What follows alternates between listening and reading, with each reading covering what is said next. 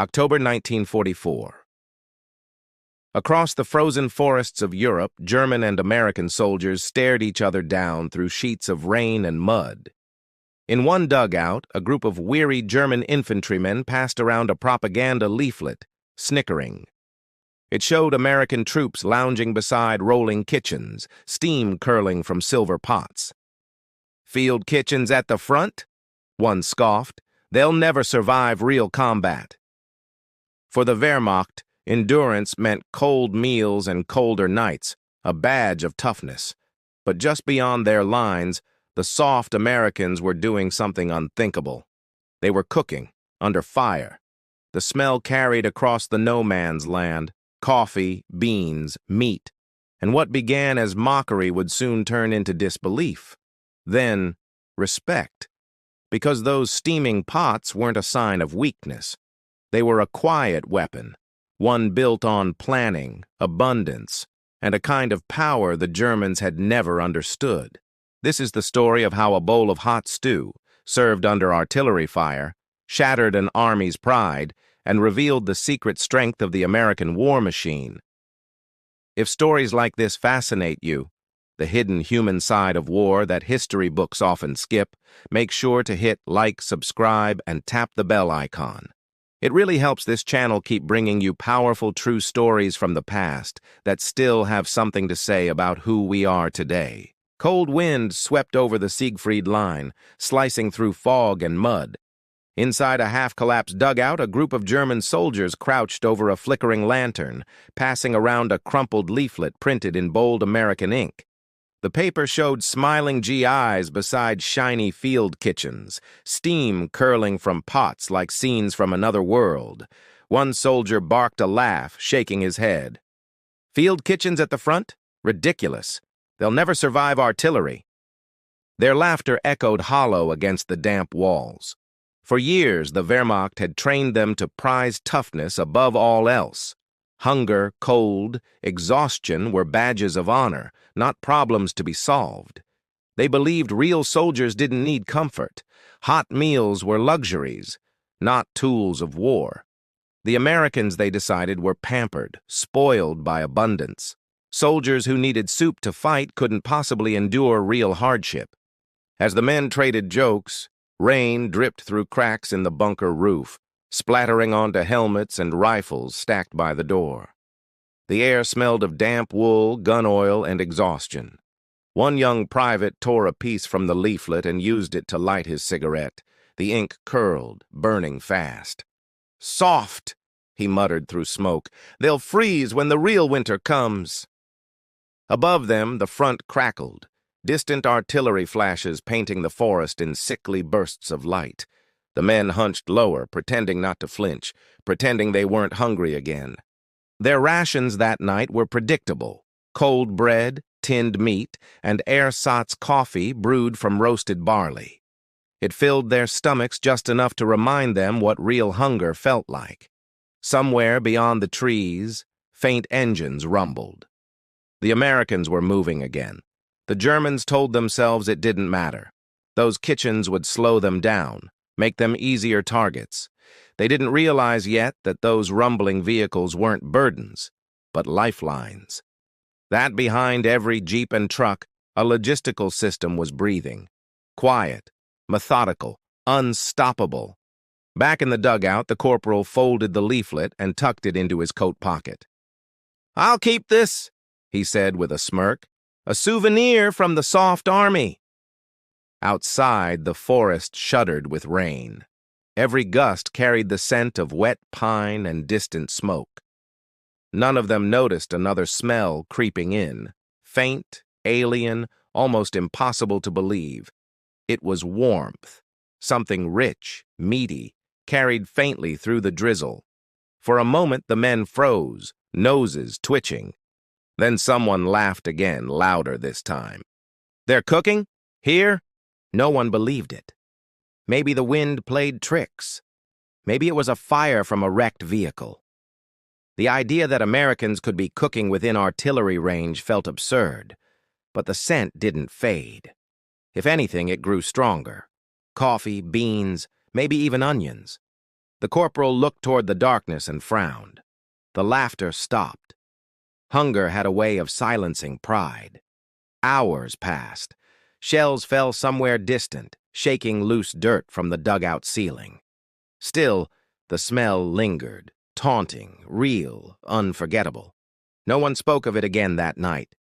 When dawn broke, frost glistened on helmets and boots. The men emerged stiff and hollow-eyed. The leaflet lay torn in the mud, its ink smudged, but the words still visible. Hot meals under fire. They laughed again, but it sounded different this time. Quieter, uncertain, like men trying to laugh off a feeling they didn't want to understand, the kind that smells like envy. The German army's strength was built on an old idea: endurance above all else. From the first day of training, soldiers learned that hunger, cold, and fatigue weren't enemies. They were teachers. In barracks across Europe, recruits were told comfort weakened the mind. A soldier's pride lay not in what he possessed, but in what he could live without. Warmth, rest, and good food were distractions. Drill sergeants barked about discipline born from deprivation. "You don't need meat," one would shout. "You need willpower." And the young men believed it, because there was honor in surviving less. When winter came, they carried that doctrine like armor. Frozen boots, frozen bread, frozen hands, it was all part of being hard. Each hardship was proof they were tougher than the enemy. Meals were rationed by tradition, not nutrition. A slice of rye bread, a smear of sausage, maybe a tin of ersatz coffee if luck allowed. Calories were measured in pride, not numbers. In letters home, soldiers bragged about surviving on almost nothing. They compared their endurance like medals, claiming superiority over the soft nations who fed their troops like tourists instead of warriors. But beneath that pride, fatigue simmered. Long campaigns on the Eastern Front had already tested that ideology. Soldiers learned the body could only run on willpower for so long before breaking down. Yet still, the doctrine persisted. Commanders repeated it like scripture. An army marches on its stomach. Yes, but ours marches hungry. The words sounded noble until hunger became real. By 1944, supply lines stretched thin. Convoys were bombed, rail lines shattered. Food arrived late, cold, or not at all. Soldiers fought not just the Allies, but their own emptiness. They learned to chew frozen bread until their gums bled. They scraped tins clean, boiled snow, even roasted horse meat when rations failed. To complain was weakness. To endure was duty. The irony was cruel. Germany's military machine prided itself on precision. Yet its feeding system was chaos. Kitchens sat miles behind the front, feeding whoever could reach them alive. Hot meals were rare enough to feel mythical. When they came, men devoured them silently, almost reverently, as if warmth itself were a miracle bestowed by chance. But there was another truth hidden in the cold. Hunger didn't make soldiers stronger. It made them slower, angrier, brittle. And though they wouldn't admit it, the body always wins that argument. Some officers knew it. Quietly, they envied the Americans' abundance. "They feed like kings," one captain muttered during the retreat from Normandy, "but they never stop moving." How? The question hung in the air like a challenge. Could comfort and strength coexist? Could hot food really keep men fighting longer than pure willpower ever could? For the German High Command, such questions were heresy. A soldier who needed soup to fight wasn't a soldier, they said. Yet the Americans kept advancing, warm and well-fed. By autumn, the myth of strength through suffering was cracking. The troops were exhausted, the cold relentless.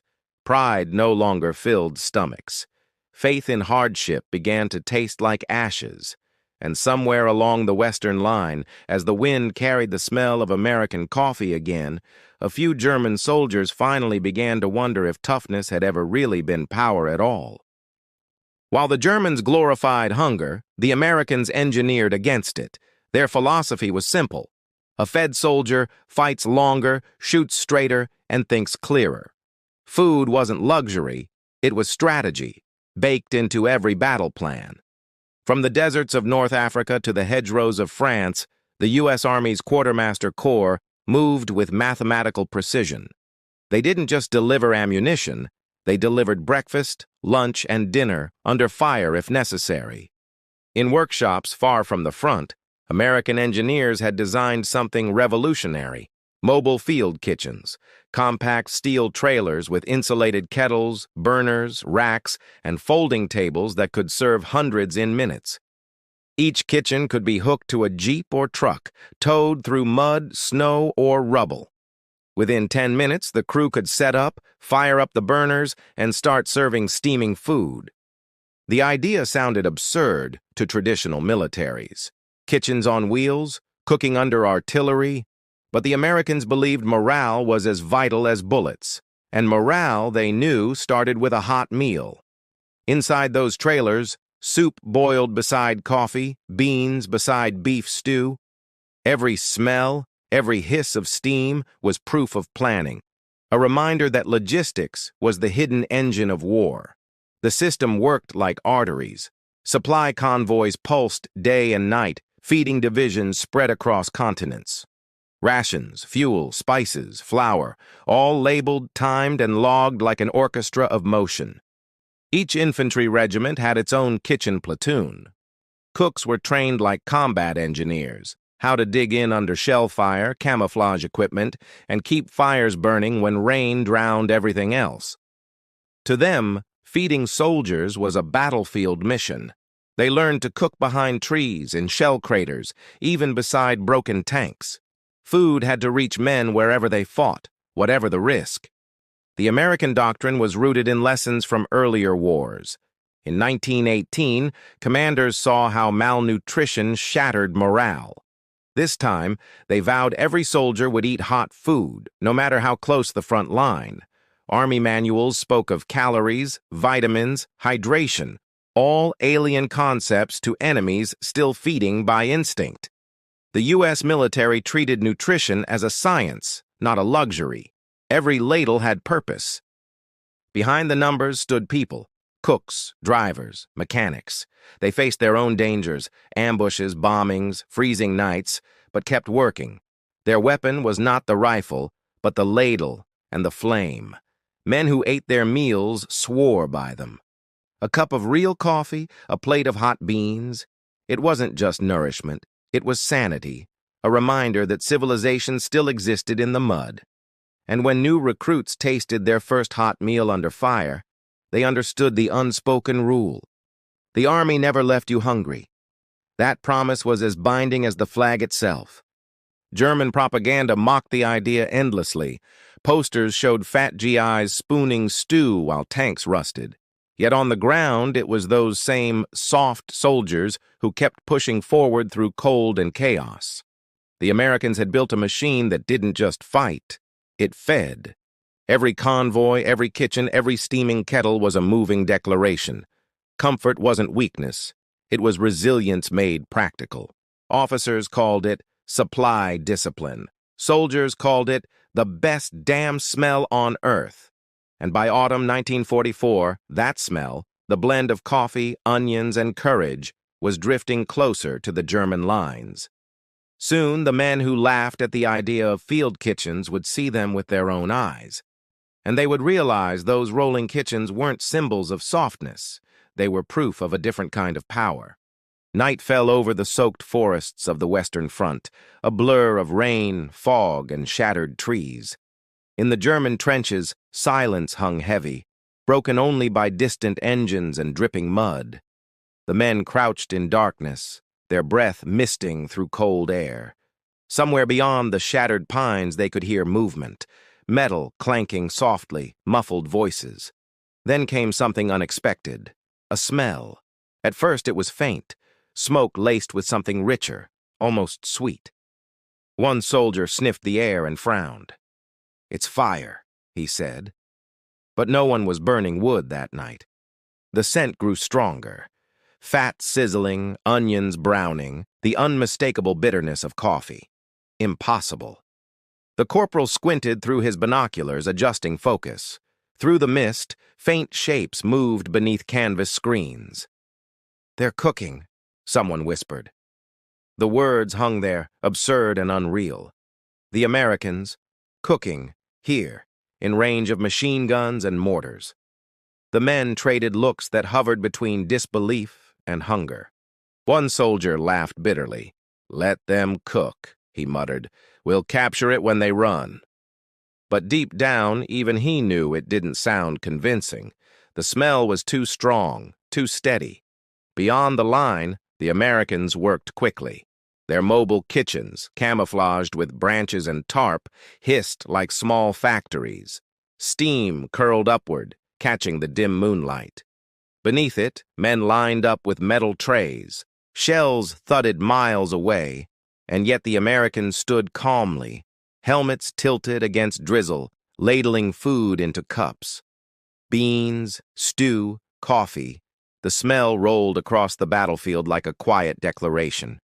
German sentries watched in stunned silence. Every instinct told them it was madness, a dangerous display of carelessness. And yet there was a strange order in it, a rhythm. They expected panic, confusion, maybe an explosion. But nothing came. The Americans ate, talked, even laughed softly. Then, as if nothing unusual had happened, patrols moved out again into the dark. The Germans couldn't make sense of it. In their army, hot meals meant safety, the rear lines. Here, the Americans seemed to treat warmth like a weapon, as essential as rifles. Later that night, rain hammered the trenches harder. Mud swallowed boots, and hunger gnawed at empty stomachs. Yet the smell lingered, twisting through the wind like a ghost of something better. One private closed his eyes and whispered, "Imagine soup, just one bowl." No one answered. The word soup sounded almost sacred, like a dream from another life. By dawn, the wind shifted. Smoke drifted away, and the smell faded. But its memory stayed. Men who hadn't eaten warm food in weeks couldn't shake the image of Americans dining under fire. Whispers spread through the bunkers. Some insisted it was propaganda, others swore they'd seen the kitchens through binoculars. Either way, curiosity had replaced mockery, and pride began to feel heavy. They started asking quiet questions. How did the Americans do it? How could they cook in this hell? The idea gnawed at them more than hunger itself. For years they'd laughed at the thought of soft armies. But that night, as they stared across the foggy fields, the laughter had stopped. The smell of food had silenced it. And deep within their ranks, beneath layers of mud and indoctrination, a new thought began to flicker. Maybe the enemy's strength didn't come from hardness alone, but from something far more human. Dawn crept across a battlefield, slick with rain and smoke. In the gray light, a German squad stumbled through the mud, rifles gone, hands raised high. The war had finally caught them. Their boots squelched in the muck, uniforms soaked, faces hollow from hunger. Behind them, gunfire still echoed faintly, fading into the distance like thunder after a storm that never really ended. They expected rage, shouts, rifle butts, maybe a kick or two. Instead, the American line was strangely calm. A sergeant waved them forward briskly, his expression more businesslike than vengeful. The prisoners were searched, tagged, and led behind the lines. They kept glancing at the American soldiers, cleaner, fuller, faces flushed with warmth, not starvation. Everything about them seemed impossible. They were marched past trucks, radios, and medical tents until the smell hit them. Coffee, meat, onions frying. It struck like a physical blow, stopping the Germans mid-step. Steam rose from a cluster of metal kettles under camouflage netting. Soldiers in aprons, were ladling food into trays. Prisoners blinked in disbelief. Kitchens here, this close to the front? It couldn't be real. One cook, sleeves rolled, gestured for them to line up. They hesitated, unsure if it was some cruel trick. Then a ladle dipped into the pot, and the air filled with scent. The first prisoner stepped forward. The cook poured thick stew into a metal tray. Chunks of beef, carrots, potatoes, steam swirling like magic. The German's hands trembled as he took it. He hadn't eaten hot food in days, maybe weeks. The first spoonful burned his tongue, but he didn't stop. The taste, salt, fat, warmth, was almost overwhelming. He blinked hard, swallowing something more than food. Around him, others followed, silent and wide-eyed. Some muttered disbelief. Some simply ate as if afraid the moment might vanish. The Americans watched quietly, saying little, just serving more trays. A guard brought over a jug of black coffee. One prisoner sniffed it suspiciously, then took a sip. It was bitter, sharp, alive. He coughed once, then drank deeply, eyes closing. In that instant, the years of jokes about soft Americans collapsed. These men fought under fire, and still somehow brought kitchens to the front. There was nothing soft about that. The Germans began to glance around, at the order, the efficiency, the quiet precision. Supplies stacked, trays washed, meals timed like clockwork. The field kitchen wasn't chaos. It was a machine that never stopped. One sergeant among the prisoners, once in charge of rations himself, stared at the equipment. "How?" he muttered. "How can they do this here?" The interpreter shrugged. "Planning. Always planning." The answer unsettled him. For years, his army had treated food as an afterthought. Here, it was strategy. These kitchens weren't luxuries. They were logistics made visible, steaming proof of a different kind of discipline. When the meal ended, the Germans sat quietly under the tarp, spoons resting in empty trays. Rain pattered on canvas above. For the first time in months, they felt something like warmth. That night, huddled in the prisoner tent, they couldn't stop whispering about the stew, the coffee, the smell of onions. They spoke less like captives and more like men remembering civilization. And as the war rumbled on beyond the horizon, they realized something they'd never been told, that power doesn't always come from fire or fear. Sometimes it comes from feeding your enemy a bowl of soup. The Germans soon learned the field kitchen wasn't a miracle born of chaos. It was a design, a doctrine. Everything from fuel cans to coffee spoons moved according to a timetable no one dared ignore. Each American infantry regiment carried its own kitchen platoon. Trucks delivered rations daily, sometimes twice in convoys so synchronized they looked like arteries feeding a living, breathing organism of war. At dawn, the hum of engines announced breakfast before the first orders. Cooks worked in rhythm, chopping, stirring, measuring fuel to the ounce. It was war measured in calories and precision. The kitchens were modular. Insulated kettles kept food warm for hours, while sealed containers prevented contamination. A trailer could serve 200 men and still roll out before the next bombardment. To the Germans, it seemed unreal. Their own kitchens sat miles behind the front, slow and exposed. Here, the Americans cooked within earshot of gunfire, as if daring the war to interrupt dinner. Each soldier had a compartmented tray, a mug that clipped to his belt, utensils stamped with a service number. Even those details spoke of something greater, a system built on foresight, not improvisation. The prisoners began to watch closely. They noted how nothing was wasted. Grease reused, scraps logged, even coffee grounds burned for heat. It was efficiency masquerading as abundance. Cooks weren't civilians in uniform. They were trained soldiers. Everyone could handle a rifle, repair a burner, or drive a supply truck if needed. Feeding men was a combat duty, not a chore. Under camouflage nets, kettles hissed, while radios crackled nearby. Men stirred soup with one hand, relayed coordinates with the other. The kitchen wasn't behind the line. It was the line.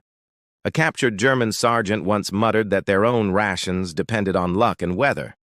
The American cook laughed softly. "Here," he said, "luck's not a strategy." Then he ladled stew into the man's bowl.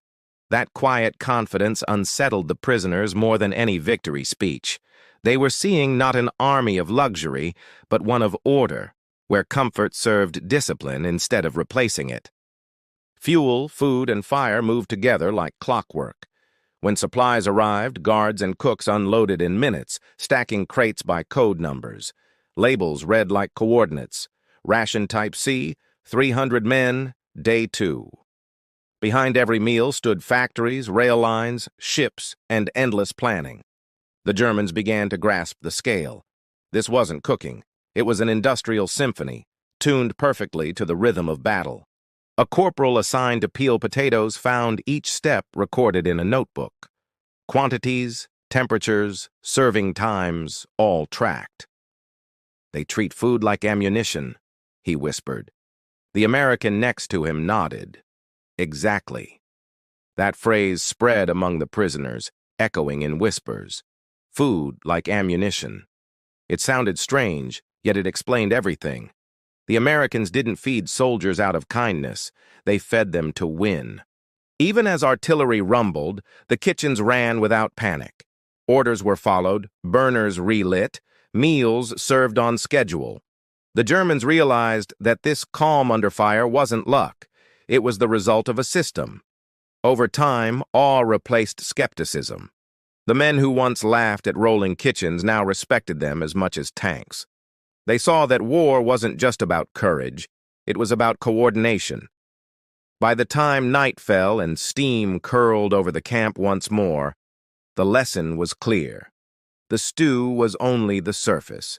Beneath it boiled something far more powerful, organization itself.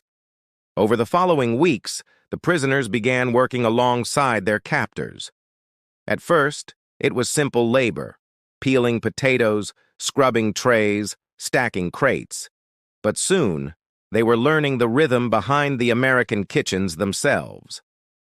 At dawn, they stood shoulder to shoulder with cooks in olive drab, chopping vegetables while artillery echoed miles away.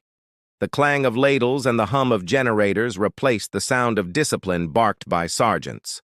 The Americans taught without lectures. They demonstrated by repetition, gestures, and patience. "Clean first, cook second," one said.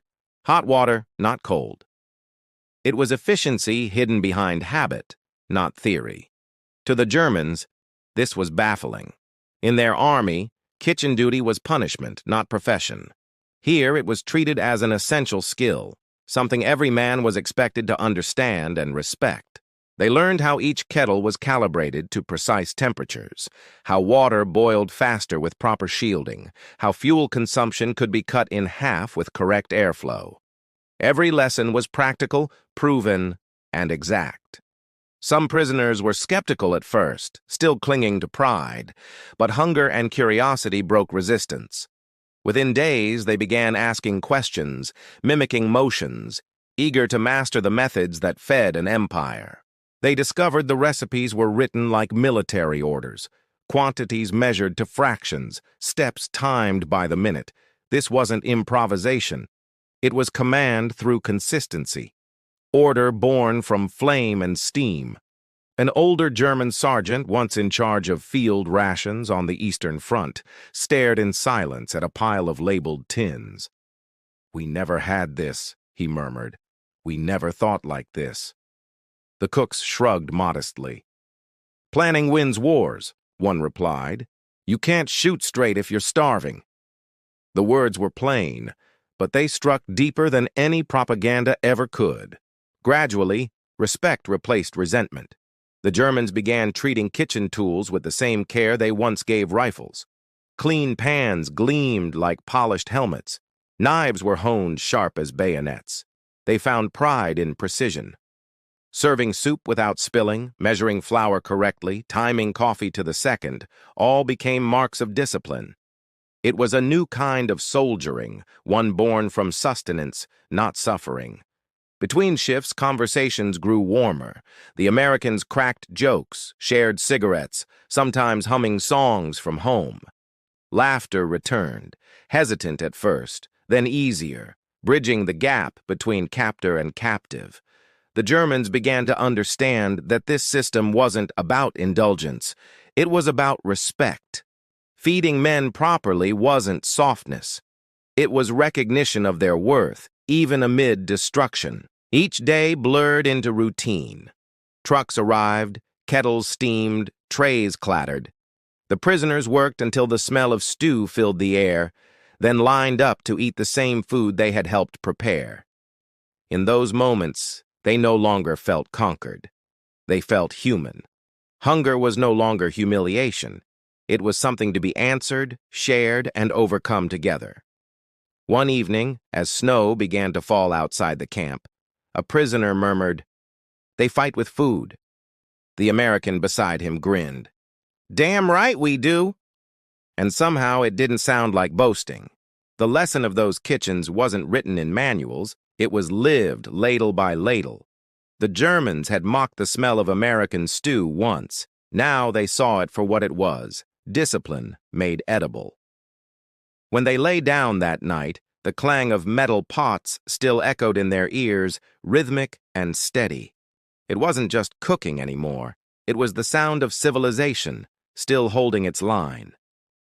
Winter settled hard over the camp, coating barbed wire and barracks alike in pale frost. Inside, the air stayed warm and heavy with the smell of bread, coffee, and burning fuel oil. The German prisoners had grown used to the rhythm now. Steam at dawn, stew at dusk. What once felt like an insult to discipline had become something they quietly depended on. Each meal reminded them of the difference between endurance and sustenance. They'd learned the hard way that hunger didn't make men strong. It only made them mean, slower, and afraid to think clearly. Across the yard, Americans moved with casual confidence. They joked, cleaned, refilled kettles, and never seemed rushed. To the prisoners, that calm efficiency radiated something strange. Authority without cruelty, power without boasting. The older soldiers discussed it in whispers. "They're not hard like us," one said. "No," another replied softly. "There's something else. They're steady." It was the kind of strength forged from plenty, not scarcity. Comfort had become its own kind of weapon. It steadied nerves, kept tempers low, allowed thought to stay clear. The Americans fought chaos with organization, exhaustion with warmth, despair with coffee. A German corporal, once proud of surviving on crusts, now felt a sting of shame at how he'd sneered at such things. "We called them soft," he said one night, "but maybe softness isn't weakness." For men raised on scarcity, this was heresy. Their whole identity rested on suffering as proof of loyalty. Yet here was an enemy that turned comfort into control, feeding discipline through nourishment. The Americans didn't preach. They simply lived their doctrine. Meals arrived on time. Tools were maintained. Orders stayed calm. There was no drama, no shouting, just systems that worked. The prisoners noticed how even small comforts, hot water, clean mugs, dry socks, lifted morale faster than speeches ever could. "They fight with warmth," one man murmured. "They make even hell feel livable." In letters home, prisoners wrote about the food as much as the war. "We eat better here than we did in the army," one confessed. It wasn't exaggeration. It was realization. They began to understand what morale truly meant. It wasn't just pride or obedience. It was trust. The belief that your leaders cared enough to keep you alive, not just moving forward. That sense of care disarmed them more effectively than bullets ever could. Hatred softened when handed a full plate. Resentment melted with every swallow of hot stew on a frozen morning. The guards saw the change, too. The wary stares turned to nods, the silence to cautious greetings. Each meal became a moment where enemies looked less like monsters and more like men. For the Germans, this new order of strength through comfort, was quietly revolutionary. It hinted at a world where survival wasn't earned through pain, but through planning, precision, and shared responsibility. One young prisoner, stirring a kettle, said softly, "This is how they win wars, by feeding faith as much as flesh." His comrade only nodded. eyes fixed on the rising steam. Comfort, they realized, was not indulgence. It was structure, confidence, a visible form of discipline. And in its warmth, they glimpsed the secret of a nation that had learned to master chaos. When night fell and frost crept over the tents, the kitchens still glowed faintly, their steam drifting into the dark. To the men who watched, that glow looked less like luxury and more like victory. By early spring, the camp had become a machine of routine. Every sound, the clang of ladles, the hiss of kettles, the steady rumble of supply trucks, felt like the heartbeat of something immense. To the German prisoners, it was both ordinary and astonishing. They had expected barbed wire and punishment, not punctual meals and methodical care. Somehow, the Americans' efficiency made captivity feel almost civilized. What they slowly realized was that food here wasn't just sustenance, it was strategy. Each meal arrived on time, every calorie counted, every crumb accounted for like a bullet in a magazine. One former Wehrmacht quartermaster examined the process like a scholar. "It's war by schedule," he said, half in awe. "They don't conquer with fear, they conquer with order." And he wasn't wrong. The U.S. Army's logistical reach extended far beyond the camp fences. Every truck, every tin, every flame was part of a global web. Industrial power turned into edible momentum. It was invisible warfare. No propaganda, no boasting, just systems that worked. Behind every steaming pot stood rail lines, refineries, and factories thousands of miles away. Even comfort was mass-produced here. The prisoners began to grasp that this was America's true weapon. Not its tanks or planes, but its ability to make war feel sustainable. The field kitchen was simply its smallest symbol. At the front lines, soldiers never went long without coffee or warmth. That reliability created faith, and faith turned exhaustion into endurance. The Germans watched and quietly envied the logic of it. They had been taught to worship sacrifice. Their enemies had learned to engineer resilience. One ran on willpower, the other on systems, and now they saw which one lasted longer. A cook explained once, while cleaning his gear, "We don't feed men because they're hungry. We feed them so they'll keep thinking, so they'll keep believing tomorrow's worth getting to." The words struck deep. In their army, hunger had been treated as courage. Here, it was treated as a problem to be solved, because no machine, no man, could run empty forever. The prisoners noticed how American troops looked: alert, focused, calm. Even their humor seemed stronger, steadier. A hot meal under shell fire gave them more confidence than 1,000 slogans ever could. Soon, the Germans began to see the field kitchen as more than metal pots. It was ideology rendered practical, abundance as advantage, comfort as command.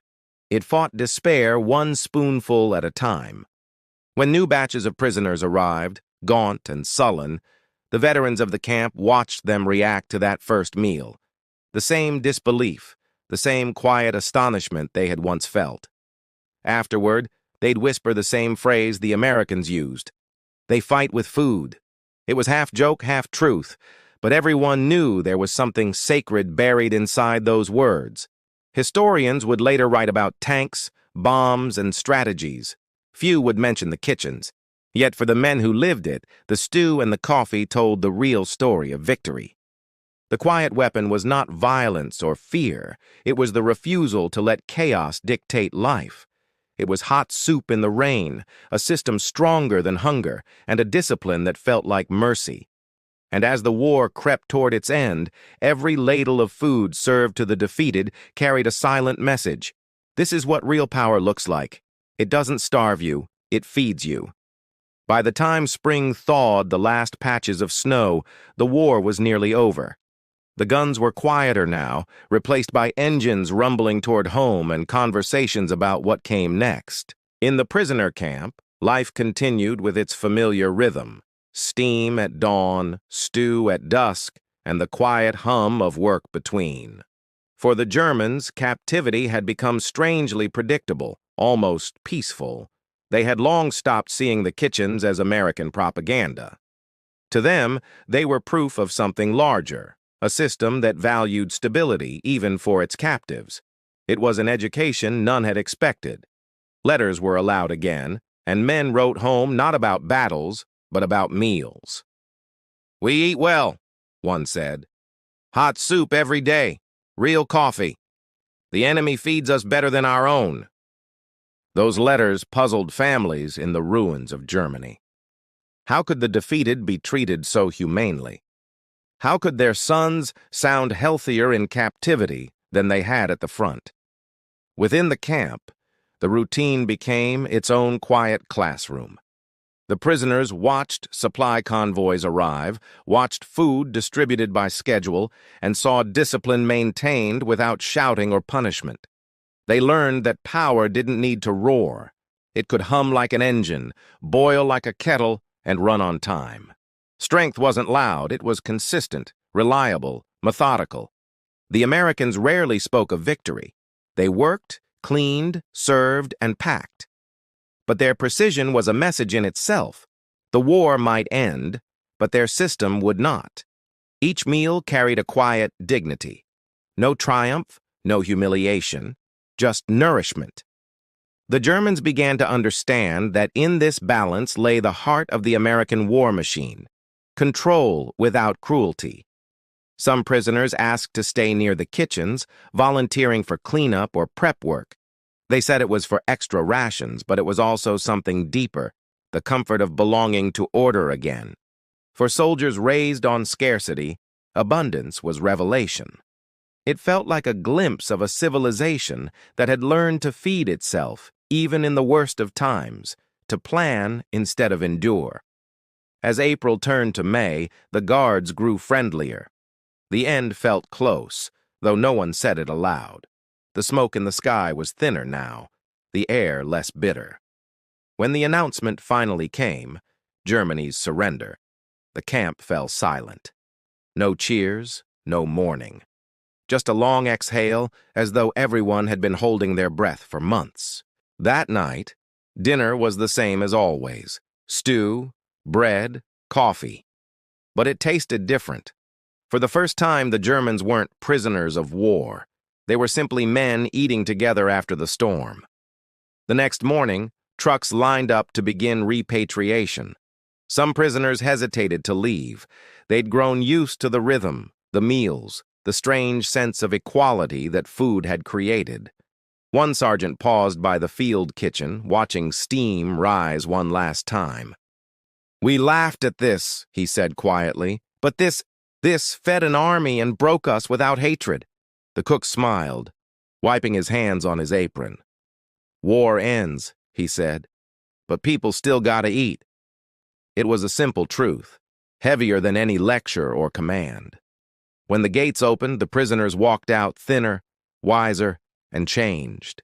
They would remember the stew, the coffee, the smell of onions, and the lesson that true power sometimes wears an apron.